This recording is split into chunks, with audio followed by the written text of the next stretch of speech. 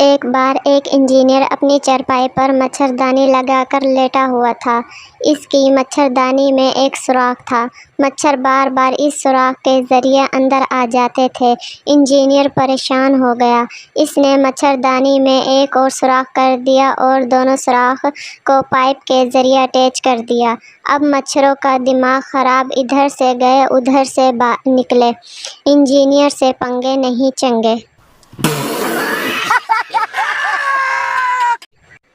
شادی سے پہلے لڑکے کے بیڈ روم میں پرفیوم، محبت نامہ، C D player, air freshener ہے اور نیٹ ورک کی سم مکمل، کرکٹ سرہانے کے نیچے شاعری کی کتابیں اور رسالے، ڈائریاں اور ناول وغیرہ۔ شادی کے بعد لڑکے کے بیڈ روم میں ڈسپرین، پیناڈول، جوشاندہ، قرضے کی درخواست، بجلی اور ٹیلی فون کے بل، اسبغول کا چھلکا، دور اور نزدیک کی اینک، میڈیکل رپورٹس، خالی بٹوا اور سرہانے کے نیچے کتاب موت کا منظر۔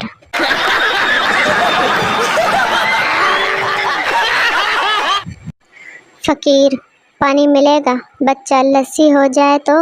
فقیر: بہت اچھا۔ فقیر 3 پیالے لسی کے پی کر بولا: گھر میں آج کسی کو لسی نہیں پینی؟ بچہ: نہیں، آج لسی میں چوہا گر گیا۔ فقیر نے زمین پر زور سے پیالہ توڑ دیا۔ بچہ: امی، فقیر نے پیالہ توڑ دیا۔ ماں غصے میں آئی: اب کتا دودھ کس میں پیے گا؟ فقیر: لکھ دی لعنت تہاڈے تے۔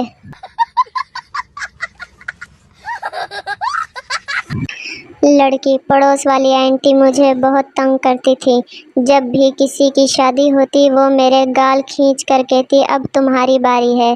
پھر میں نے بھی ان کی عادت ختم کروا دی۔ دوست: حیرانگی سے مگر کیسے؟ لڑکی: جب بھی کسی کی فوتگی ہوتی ہے تو میں بھی ان کے گال کھینچ کر کہتی ہوں اب آپ کی باری ہے۔